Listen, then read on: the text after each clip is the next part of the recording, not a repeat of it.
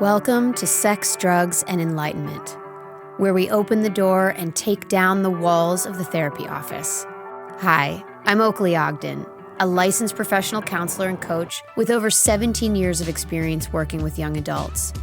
In this podcast, I unpack the profane to recognize how the tough stuff is the sacred stuff. Join us as we explore it all, the taboo topics and otherwise, nothing is off limits. In this space of safety and love, let's work it out and learn how we can all build resilience and strength of character to make each day count as we live our best life and have fun doing it. Welcome to today's episode. Is it me or is it you? Working with chronic illness and anxiety, part 1. This incredible young client has done a lot of work to emancipate herself from her family system, but there's some aha moments yet to be had. Dive in with me as we uncover some of the ins and outs of chronic illness, anxiety, and its relationship to family systems.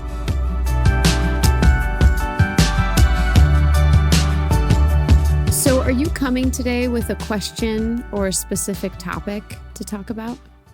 So a few of the things I've considered talking about are my struggle with chronic illnesses for the past 10 years and continuing that, as well as, possibly talking about my anxiety issues I have, from just general anxiety to really bad social anxiety that I deal with. I also have some, body image and eating things that I struggle with occasionally. I've got some mama trauma. So Yeah. Great. Okay. Thanks for putting that all on the table so vulnerably. So often they're all interconnected, right? Yeah, definitely. Nice. So what's the one with the most charge for you? Meaning, what's the one that's most present for you in your day-to-day life right now?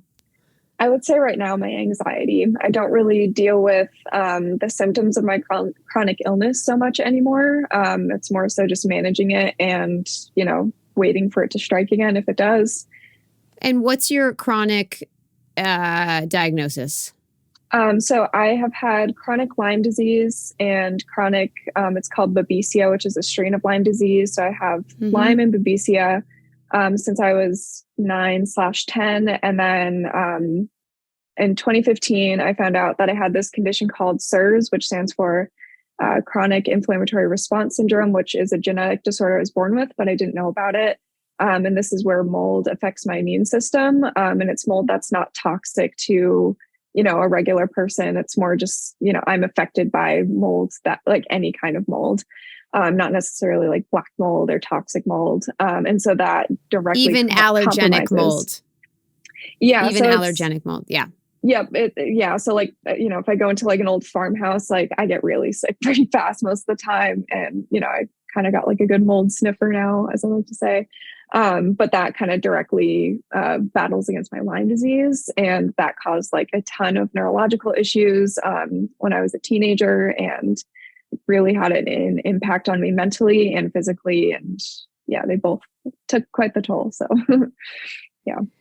Did your anxiety show up before this whole debacle with your health or afterwards? I ask this because chronic inflammation can actually cause anxiety. After I dealt with my Lyme disease in Epstein-Barr, I noticed a calm overcome me. The same calm I had been chasing with hours and hours of meditation. Now, it's not that meditation didn't serve me. No, meditation's incredible. It's a key to wellness, at least for me. It taught me discipline, how to work with my mind, strengthen my observer, and not take feelings and sensations of anxiety so personally, right? So, nevertheless, never underestimate how interconnected the mind and the body are. Please, this is a big takeaway from this section. A final note here is that healing the trauma I had in my life also helped release me from the chronic symptoms. So there's that too. I'm seeing chronic conditions express themselves through women mostly at the moment. Again, that's just what I'm seeing, okay? So men and non-binary are not included here. Nevertheless, the point is that trauma is stored in the body. That could be one traumatic incident. But if the body is expressing chronic inflammation through the myriad of diagnoses, such as the ones being shared today, then there might be something more chronic in the family system to look for. And if this is new information for you, I invite you to read the book, The Body Keeps the Score by Bessel van der Kolk. That's Bessel, Bessel, van der Kolk, Vanderkolk. The Body Keeps the Score. Okay, let's see what we find. Definitely, I've always had really bad anxiety. Tell me how anxiety showed up for you as a kid. How would I know you were experiencing how you were experiencing anxiety? What would I see, and what would you be thinking and feeling? As a kid, when I was feeling anxious in social situations or at all, I feel like I would tend, from the little I remember, I feel like I would get kind of hyper and I don't know, try to kind of conform to the situation around me, try to be cool, for lack of a better word. I kind of just have always felt like I'm not good enough. And when I was really little, I just felt like I was always trying to fit in with these people that didn't really like me or whatever. And then now, as an adult, I definitely just shut down. I just feel like nothing I have to say is worth saying, that nobody cares, that there's no point in talking. I just don't feel I don't know. I just get very insecure. And I just shut down. I can't talk. There's literally nothing in my head except for I want to leave, just on repeat in my brain. I tend to pick at my skin sometimes and just get nervous, and I just shut down. What's your relationship with your parents? And tell me a little bit about each one. How were you raised? What was the family system, the organization of the family system? Mom, dad, mom, no dad, mom. Just paint it for me. Yeah. So, I grew up with two parents. My parents are still together. I have a pretty good relationship with both of them. Growing up, my dad owned a business, so, he was pretty busy all the time. My mom was stay at home and took care of us. I was the youngest. My siblings were pretty older than me, so they're, in middle, high school by the time I was a little kid. So, I definitely grew up close with my mother.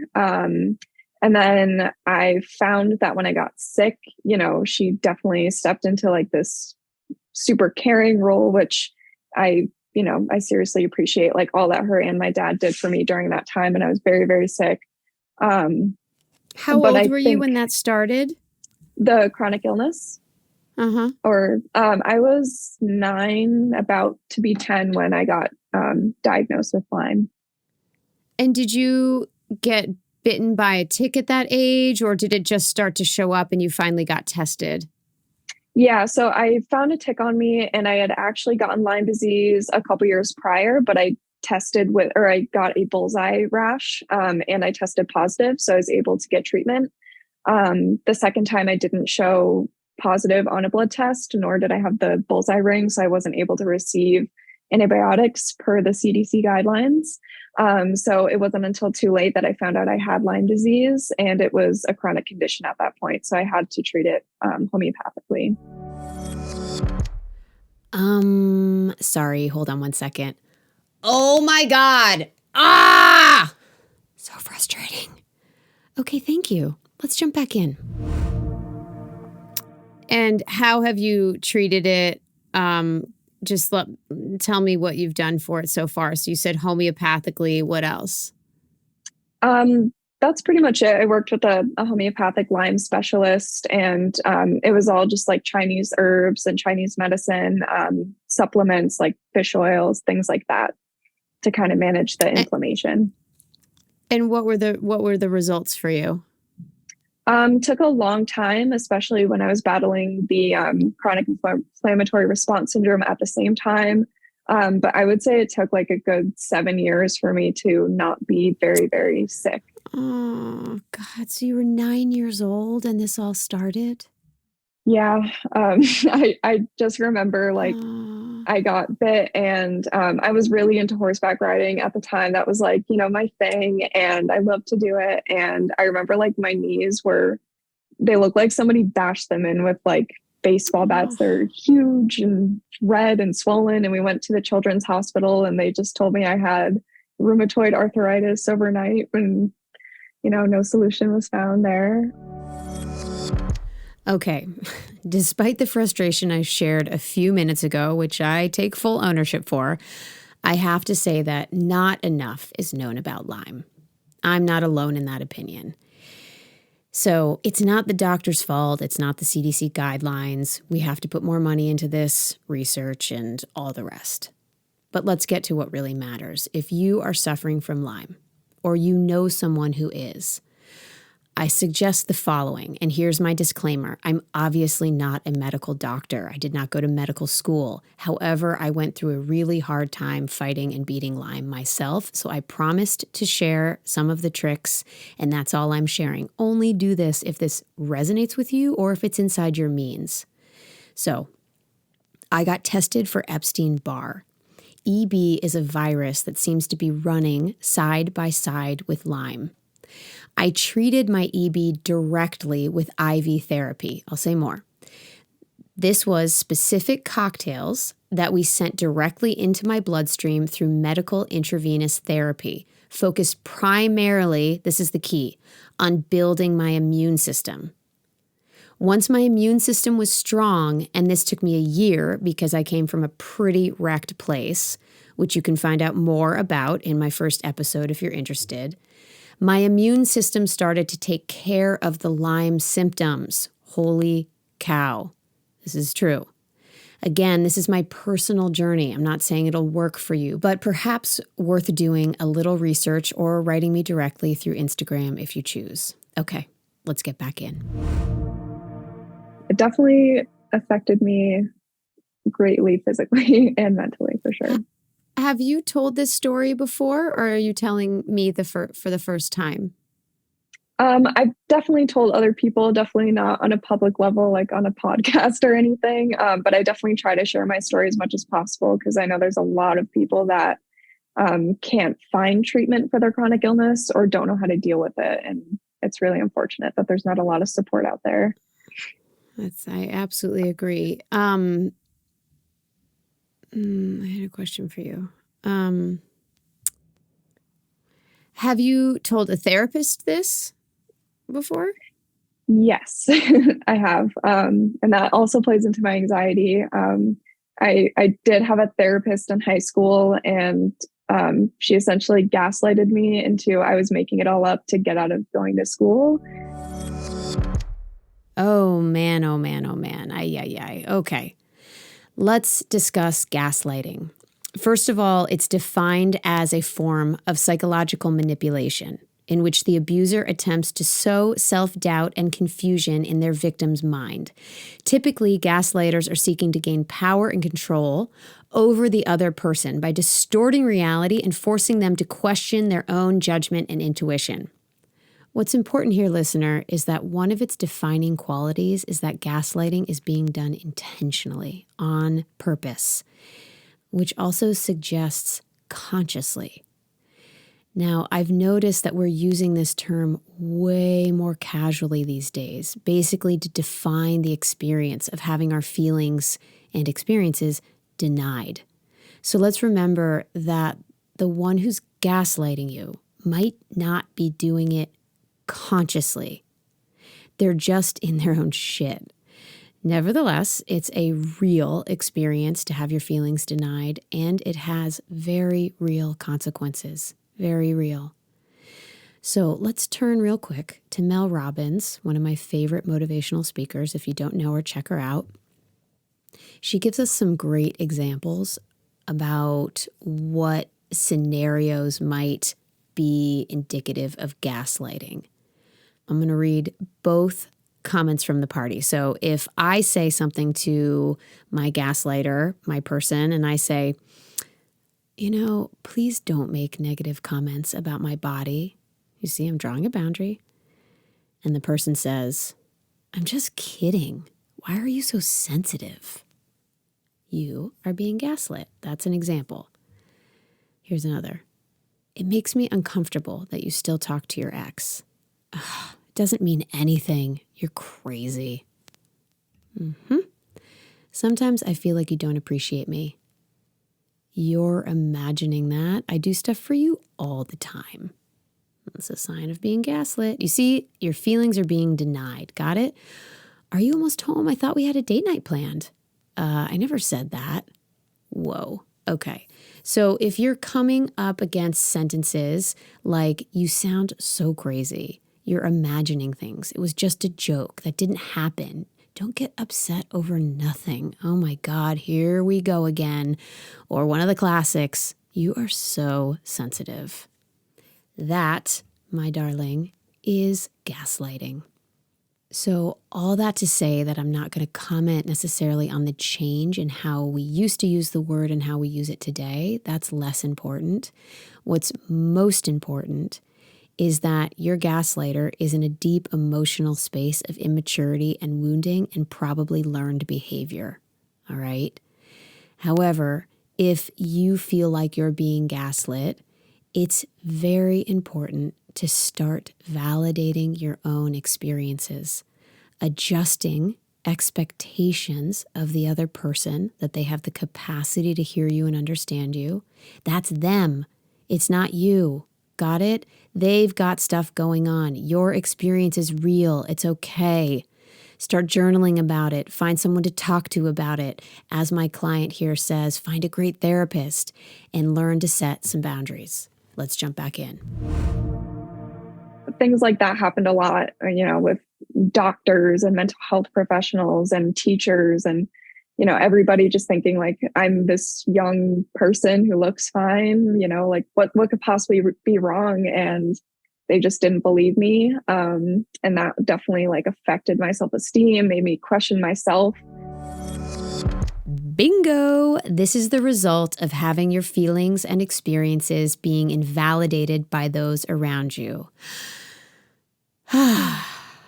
And the good news is that regaining self-esteem and reconnecting with your truth is totally doable. And I was very fortunate to find a really great therapist, when I was 16, 17, and she was really awesome. So I'm glad I had her to get me through the last half of it. How was she awesome? Because she started to validate your experience? Yeah, she definitely just heard me out. She never questioned me. And here we are, full circle. A lot of my clients' emotional healing has come through feeling heard. I often tell parents this one. Your kid doesn't want your incredible advice. They want to feel heard by you. When someone feels like another person hears them and sees them, right? It's validating. It validates our feelings, which in turn teaches us to trust ourselves. Ultimately, knowing that a young person trusts their instincts, their intuition, can assess a scene or experience is the best freaking outcome a parent could hope for. So offering deep listening to your kid enhances their ability to assess the world around them and teaches them how to listen and trust their own feelings, which is critical in development. And I'm just going to say it, a better world. So tell me about the parallel journey of anxiety that seemed to be part of this experience. And I know anxiety, you said, came before this, but tell me how anxiety was showing up for you throughout these years. 9 all the way. You said 7 years from 9 years old, and then that was halfway through. So symptomatic wise, and I would say it wasn't until I was probably 17 that I really got relief from my symptoms. Now it's just an occasional, ankle rolls and it hurts or something, headaches, things like that once in a while. So in terms of anxiety with my chronic illnesses, do you mean how I represented my anxiety or? Whatever it means to you, how did anxiety present itself through those years? I vividly remember high school, especially. I definitely would just have like these breakdowns almost every morning before school because I just dreaded it. I had a really hard time walking around school. Again, dealing with like the nurses not believing me and not getting what I needed from the staff to get through my day. I would often just shake, panic, run to the bathroom, hyperventilate, try to just go home and just like get out of it. I did end up taking like 2 months of medical leave from high school at one point because I could not do it. But definitely just very much kind of similarly to how I have anxiety now, is just shutting down and just kind of having this internal panic is the best way I know how to describe it. It's just this like isolated feeling, like an earthquake inside my head. That's kind of what it feels like. Just panic all at once. Yeah. Is it the same now as it was when you were younger, or has it improved at all? It's hard to say. I feel like I've honestly blocked out like so much of my childhood just because of all this trauma I've gone through. I would say I represent it differently. I'm not as expressive of my anxiety. Like you might not even know I'm having an anxiety attack. When I was a little kid, I think I may have just acted out more by trying to act silly and, getting kind of hyper and out of control. And now it's just more like I just shut down and I just isolate. How are your relationships today? I want you to know why I'm asking this, because how our relationships are can tell us a lot about how we're really doing. And where they aren't what we want them to be is where we often find the source of hard to get to feelings and experiences. So I'm shifting gears here as I gather more information from my client. I feel like all of my relationships are actually really good. I had some tough relationships with my mom, and I still do at times. But I've moved out with my partner in the past year, and I feel like my relationship with my mom has improved a little bit. My relationship with myself has improved so much, and from getting out of my parents' house. And my relationship with my partner is amazing. And I definitely just feel like I can be myself in my own space now. And I just feel, comforted and yeah. And we've arrived. She's better now that she's out of the house. She can finally be herself, which means when she's in the house, that's not happening, which means something is not healed between my client and either one of her parents, or both. And I think you're getting an idea of where we might be going. Tell me a little bit about your relationship with your mother. Tell me about the history of it. When you were younger, how did it evolve? What's there? Because you've referred to that, and you've referred to trauma several times. Are you referring to something outside of your experience of practitioners and providers regarding your Lyme disease, or is there more? In terms of trauma, I would say it's, there's that medical clinical aspect you just mentioned with like doctors and stuff. A lot of it's also just what I went through, like the fear of ever being that sick again, ever being that depressed again, ever hurting myself that much again. Like it was a very traumatic time in my brain. Were you self-harming? Do you feel comfortable sharing what that looked like for you? Yeah. Yeah. So, I used to cut myself. This was when I was 13, which is a tough year for anybody if you're dealing with a chronic illness or not. So, I was going through a lot of changes. We had just moved. I was at a new school. I didn't have any friends anymore. I was really sick. And, I was also dealing with so much neurological sickness from the Lyme disease. I was like what showed things. up? Seeing things, hallucinations.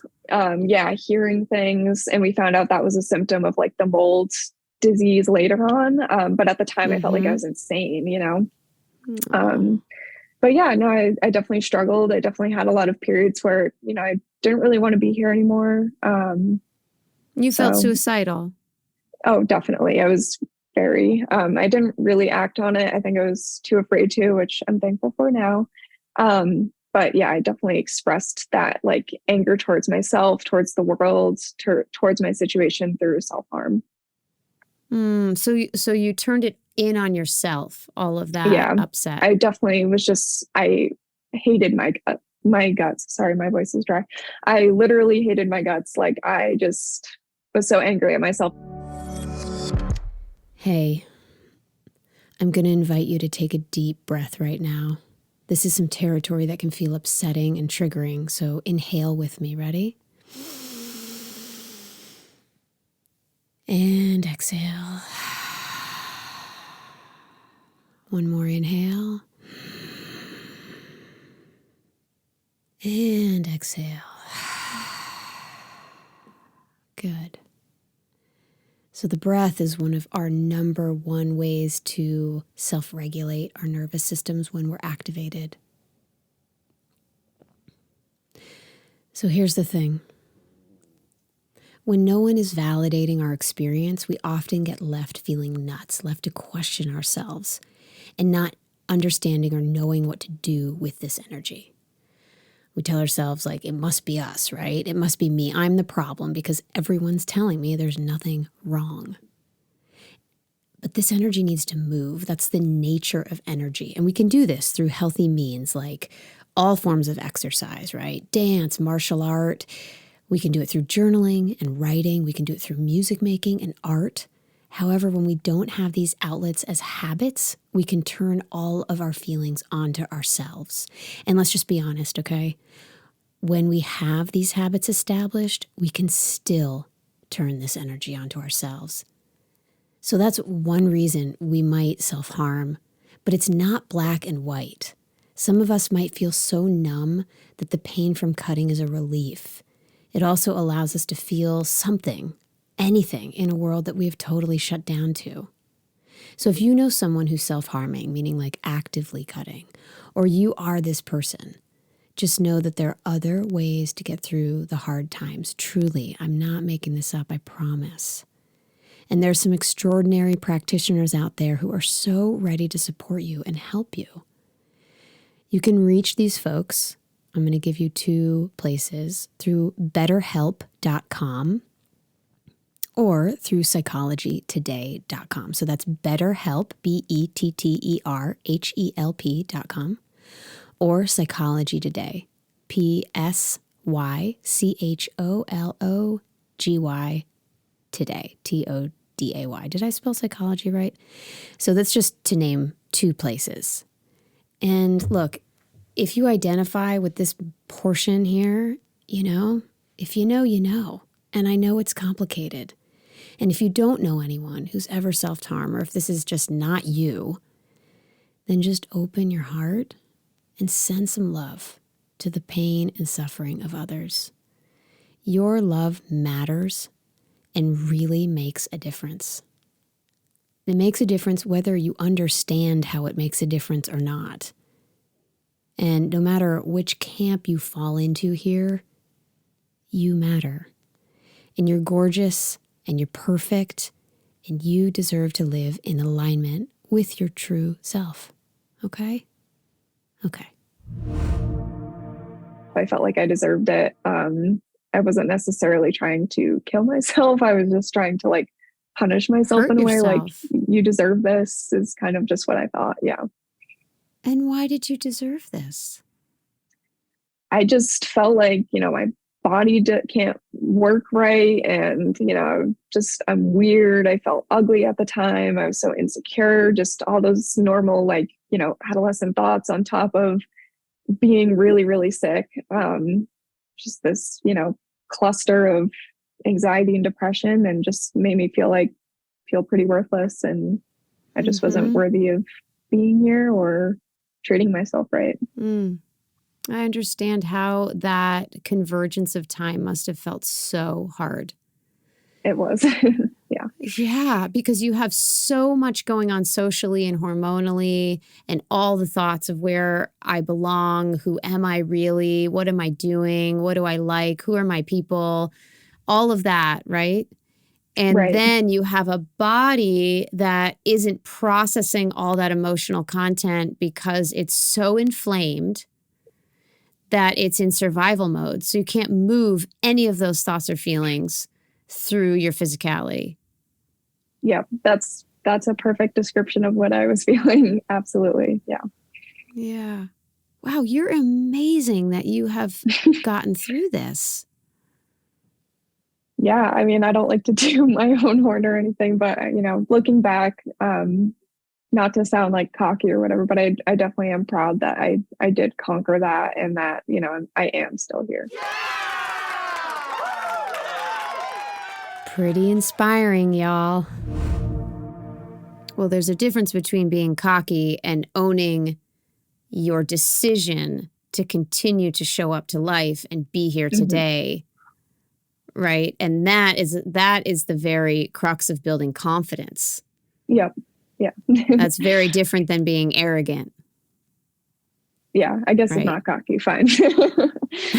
Oh, you'll give me that. know. Okay, cool. Thank you. Thank you. Thank you. Amazing.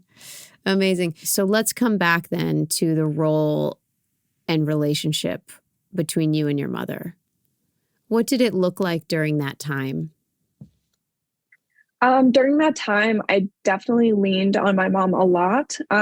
We had just moved and I didn't know anybody. And because of how sick I was, we decided just to do homeschool for a year. And, a lot of that involved like not actually learning anything. And we would go on like little shopping trips and just like go on little day trips just to kind of make me feel better. So, I definitely was very, very, very reliant on my mom for emotional support during that time. As I got better, I would say when I was 17, 18, at 17, I got my first job. So, I was becoming independent. 18, me and my partner started dating. So, had my first relationship and wanted to hang out with him and everything. That's kind of when I started feeling more of a strain on our relationship because I think she was losing control. And I don't think she liked that. That's a whole other story for another time in terms of controlling and my family history. Well, let's pause there for a moment, love, because that might actually be the story. Because anxiety can often come from feeling like you don't have a sense of self or agency, or you're not allowed to know who you are. You don't know who you are. You don't know where you belong, and you don't know how to self-regulate because of reliance, right? Over dependency. Something you said really caught my ear earlier when you said that the more sick I was, the more my mom showed up. Something to that effect. You're nodding your head. Correct me. Put me on track. Yeah. So, I mean, that's not wrong. I would say, not that she didn't care for me before that, but I think she had a purpose taking care of me, and she felt important. And, she could go around and, tell everybody like, oh, my daughter is so sick. And she was taking a lot of this sympathy coming towards my way, if that makes sense. And not to dismiss any feelings she was having during that time. I know that's really stressful for a parent to watch her child, cut herself and be depressed and be really sick. Like, I totally get that. But I think, a lot of that, it made her feel good to be able to take care of somebody and have this very important role. I couldn't leave. I couldn't go anywhere. Like, I was really all she had. She was really all that I had.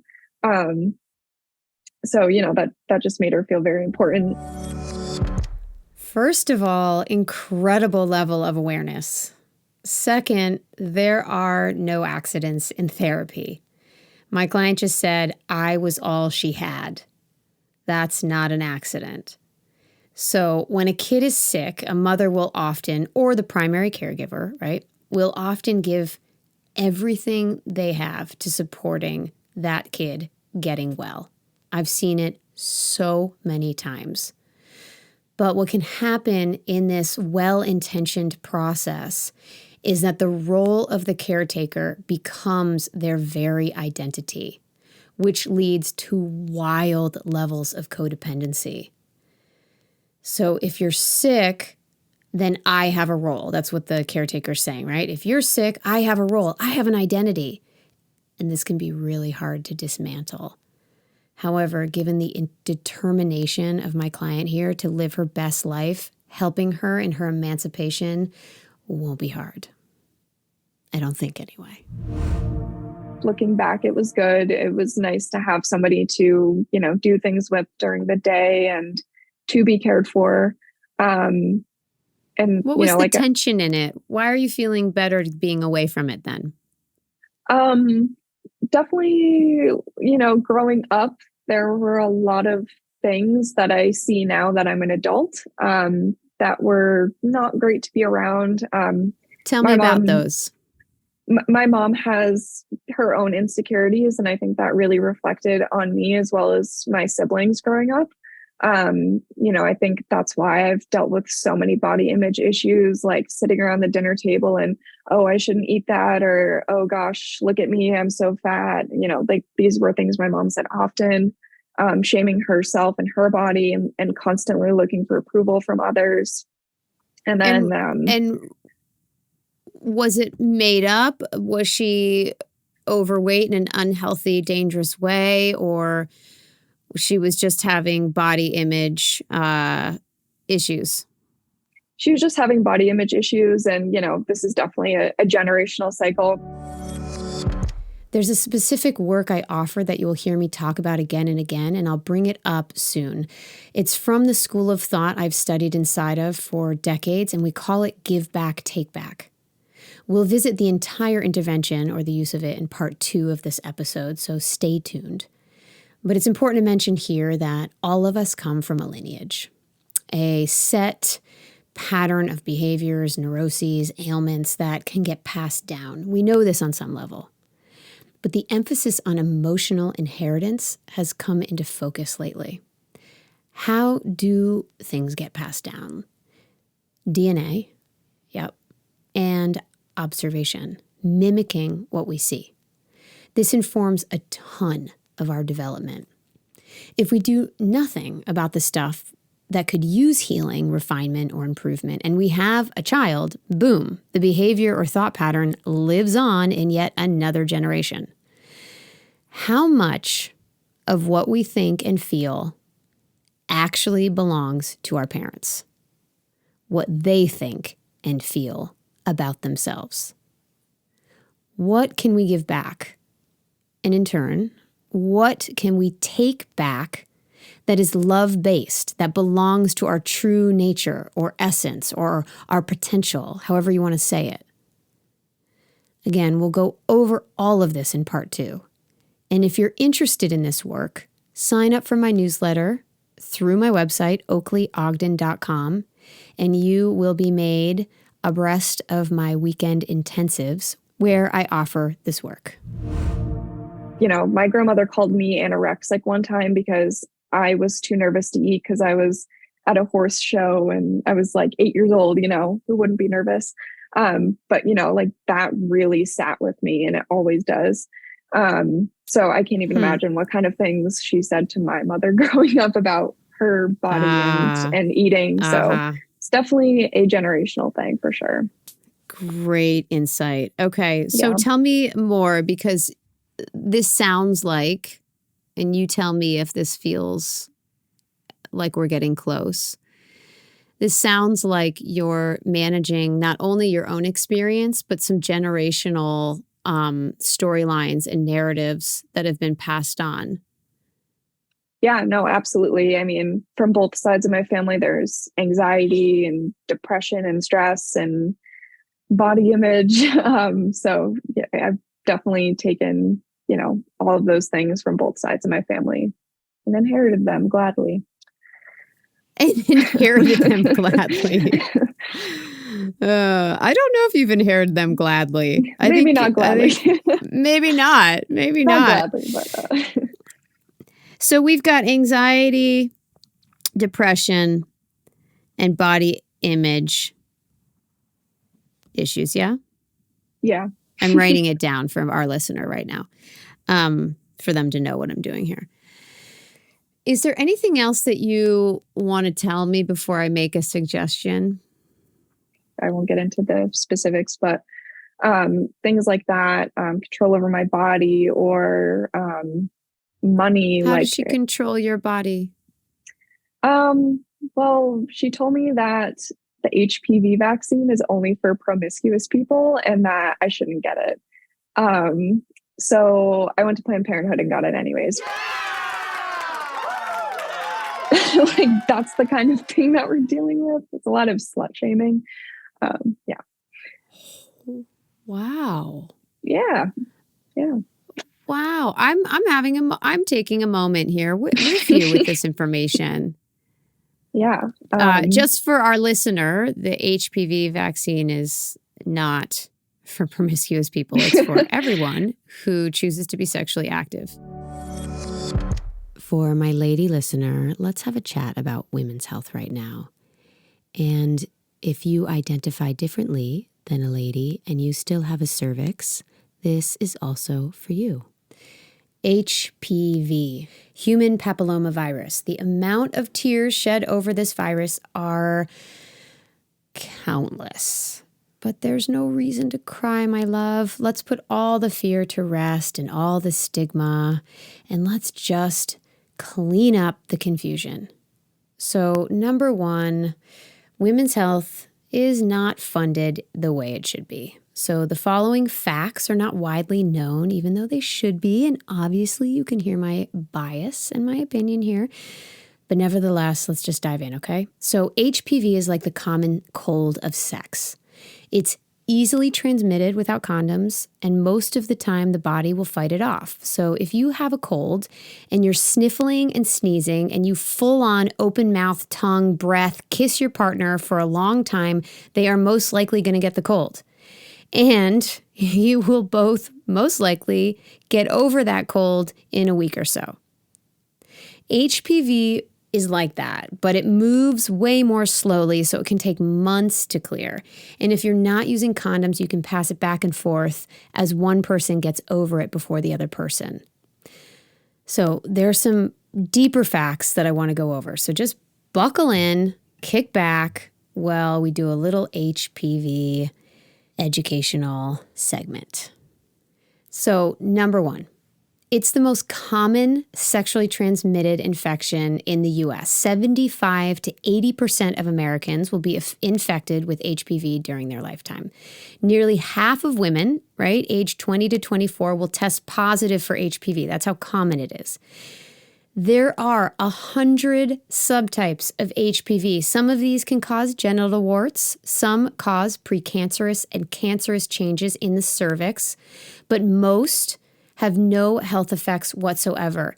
And doctors, for the most part, are totally discovering which strain causes what. So when you go get tested, you will get your results and it will say you have tested for high-risk HPV strain 16 or 18. That's the kind of stuff that causes cancer.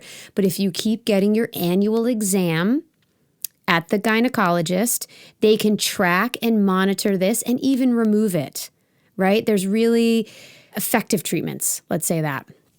There are other strains too. Another high risk is 31 and 45, also cancerous. And then the lower strains is 6 and 11, which can cause genital warts.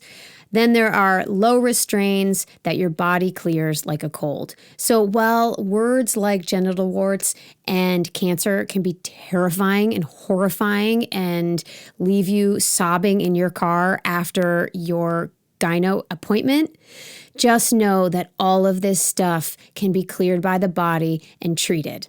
All right? Okay, let's keep going with some facts, right? So I guess this is what's really important here too, okay? So the diagnosis of genital warts is made by visualizing the warts on the skin of the vulva. These are raised bumps with an irregular surface. They're darker than the surrounding skin and may be slightly itchy, but are not painful. HPV that causes precancerous changes in the cervix are also called high-risk HPV, and those are detected by pap smears, which is why we go to the gynecologist yearly, whether we have the vaccination or not, whether we're sexually active or not, to get our annual pap. There are no blood tests for HPV. There is no way for a man to know if he is a carrier of HPV unless he has the subtype that causes genital warts. He cannot go to his doctor to be checked for this infection, so you can't blame your partner for being dishonest about having it, okay? They just don't know if they have it. So if you're diagnosed with HPV, there's no way to know how long you've had it or who you got it from unless you've only had one sexual partner. If HPV is found on your pap, it's most likely from an exposure within the last 2 years.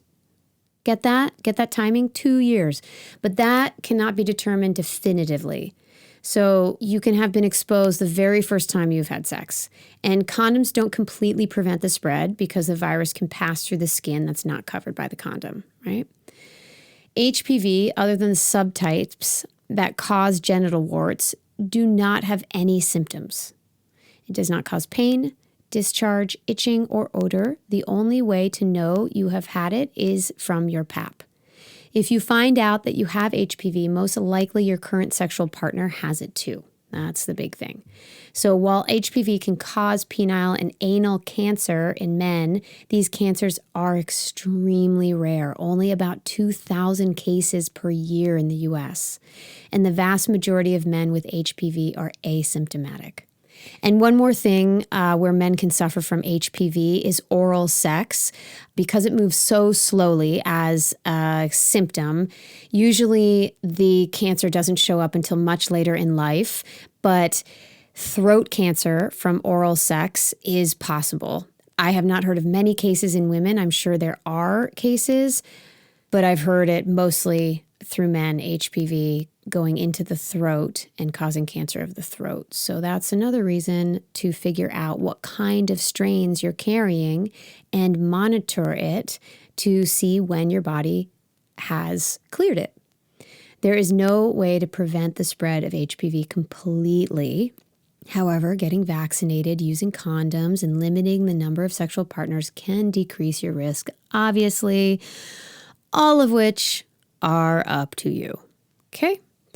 So in summary, there's no cure for existing HPV per se, but for most people, it would be cleared by their own immune system, and there are treatments available for the symptoms it can cause. So side note, I have had so many girlfriends, almost all, get diagnosed with HPV on some form, the kind that doesn't have any symptoms, the kind that has cancerous symptoms. Everybody is totally healthy today. So that just, a little ease, okay? You can also get HPV vaccine to protect yourself against new infections, but that's totally up to you. I'm not promoting a vaccine here. I'm just saying that it's out there, okay? One thing to note about the vaccine, I do believe the efficacy of the vax goes down after the age of 26, so you should check that out with your OBGYN. So, while it can come as a shock to be testing positive for HPV, just know, my darling one, it is okay. You are okay. It will be okay. And back to our session. Please continue. So that's just like one small example. Mm-hmm. So what other ways does she show control over you? Yeah. So one that comes to mind is last year, my partner and I found a house that we want to place an offer on. We're really excited about it. At the time, my mom was away.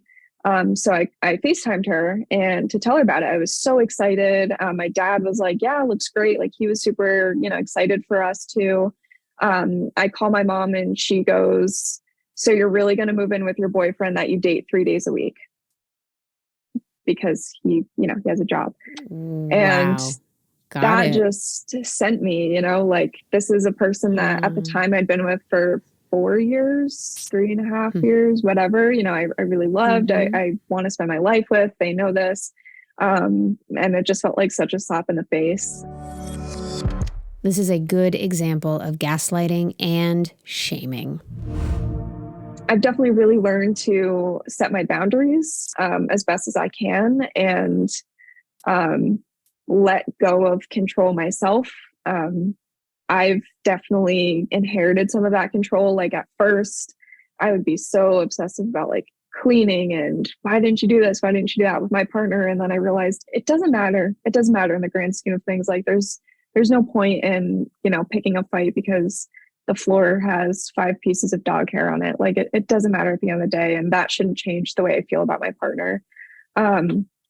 So I really let that go. And, it's still something I deal with sometimes, but letting that go. And in terms of body image stuff, I remember when I lived at my parents' house, because my mom, like every day would be like, oh, I lost half a pound or I lost a pound. Like this would be like a 1 to 2 day occurrence almost every day of her announcing like her weight progress. And, I would weigh myself 2 to 3 times a day. I would be insecure about my weight. And, I don't do that anymore. Like I haven't weighed myself in months, and it feels really, really good to not obsess about that. I eat what I want, when I want, what feels right for my body. And it feels good to have earned that control back.